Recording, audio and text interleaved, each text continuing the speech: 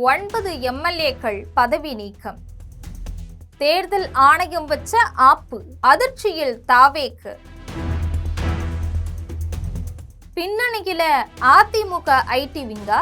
நடந்து முடிஞ்ச 2026 சட்டமன்ற தேர்தலில் தமிழக வெற்றி கழகம் சார்பில் போட்டி போட்ட 9 சட்டமன்ற உறுப்பினர்களும் தமிழக தேர்தல் ஆணையத்துக்கு ஆஃப் ஆயில் போட்டு கொடுத்திருக்கிறாங்க. இப்போ அதை கண்டுபிடிச்ச தேர்தல் ஆணையம் அந்த 9 பேர் வழிகளுக்கும் ஆப்பு வச்சிருக்குது. அது என்ன ஆப்பு அப்படிங்கறத பற்றி விரிவாக பார்க்கலாம் இந்த தொகுப்பில். அதாவது நடந்து முடிஞ்ச 2026 சட்டமன்ற தேர்தலில் தமிழக வெற்றி கழகம் வெற்றி பெற்று ஆட்சியை பிடிச்சிருக்கு. அதன் அடிப்படையில் சட்டமன்றத்திலையும் நம்பிக்கை வாக்கெடுப்பு கணக்கிலும் பல கூட்டணி கட்சிகளுடைய ஆதரவோட தனிப்பெரும் கட்சியா தமிழகத்துல உருவெடுத்திருக்கு. இப்போ தாவேக ஆட்சி சிக்கல்லையும் தமிழக மக்களுடைய விக்கல்லையும் ஓடிட்டு இருக்குது. இந்த நிலையில புதுசா ஒரு பிரச்சனைய தேர்தல் ஆணையம் தமிழக வெற்றி கழகத்துக்கு பரிசா கொடுத்திருக்குது. இந்த பிரச்சனைய தேர்தல் ஆணையம் தானா தோண்டி எடுத்துச்சா, இல்ல இதுடைய பின்னணியில யாராவது உள்கூத்து இருக்குதா அப்படிங்கிறத பத்தி நாம தெரிஞ்சுக்கலாம். அதாவது அணில் தாவேக்க சார்பில் அந்தந்த தொகுதியில போட்டியிட்ட, அதுலயும் 9 தொகுதிகளில் போட்டியிட்டு வெற்றி பெற்ற சட்டமன்ற உறுப்பினர்கள் தேர்தல் ஆணையத்தை ஏமாற்றியதன் பின்னணியை நாம தெரிஞ்சுக்கணும். முதல்ல இந்த 9 சட்டமன்ற உறுப்பினர்கள் யார் யார் அப்படிங்கிறத பார்க்கலாம். நாங்க புதுசா கட்டிக்கிட்ட ஜோடி தானுங்க, நல்ல பாட்டு படிக்க நாங்க ரெடி தானுங்க. இப்படி புதுசா பொறுப்பேற்றிருக்கக்கூடிய எழும்பூர் தொகுதி சட்டமன்ற உறுப்பினர் ராஜ்மோகன், தஞ்சாவூர் தொகுதி சட்டமன்ற உறுப்பினர் விஜய சரவணன், விருதுநகர் தொகுதி சட்டமன்ற உறுப்பினர் செல்வம், தாம்பரம் தொகுதி சட்டமன்ற உறுப்பினர் சரத்குமார், குமாரபாளையம் தொகுதி சட்டமன்ற உறுப்பினர் விஜயலட்சுமி, கவுண்டபாளையம் தொகுதி சட்டமன்ற உறுப்பினர் கனிமொழி, ஆவடி தொகுதி சட்டமன்ற உறுப்பினர் ரமேஷ், அம்பத்தூர் தொகுதி சட்டமன்ற உறுப்பினர் பாலமுருகன், போலூர் தொகுதி சட்டமன்ற உறுப்பினர் அபிஷேக்.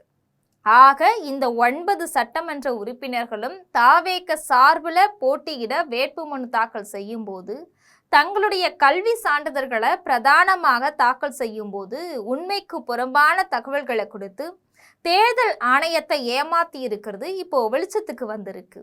இந்த தேர்தல் ஆணையம் முழு மூச்சா கொண்டு விசாரிக்க ஆரம்பிச்சிருக்குது. இது தேர்தல் ஆணையமா ஆரம்பிச்சதா, இல்ல இதுக்கு பின்னாடி அதிமுக ஐடி விங் புகார் அளித்ததாகவும் அரசியல் விமர்சகர்கள் சொல்றாங்க. இருந்தாலும் தேர்தல் வேட்புமனு தாக்கல் செய்ய வரும்போது அளித்த கல்வி சான்றிதழ்களையும் இப்போ அளிக்கக்கூடிய கல்வி சான்றிதழ்களையும் பரிசீலனை செஞ்ச பிறகுதான் தாவேக சட்டமன்ற உறுப்பினர்களுக்கு தேர்தல் ஆணையம் ஆப்பு வைக்கும் அப்படின்னு எதிர்பார்க்கப்படுது.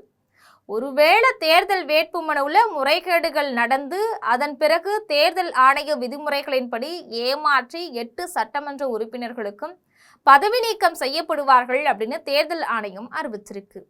இதுடைய முன்னெடுப்பா தேர்தல் ஆணையம் அந்த 9 ஏமாற்றி சட்டமன்ற உறுப்பினர் பேர் வழிகளுக்கும் இப்ப இருக்கக்கூடிய கல்வி சான்றிதழ்களை சமர்ப்பணம் செஞ்சு விசாரணைக்கு பரிந்துரைக்குமாறு தேர்தல் ஆணையம் உத்தரவிட்டிருக்கு.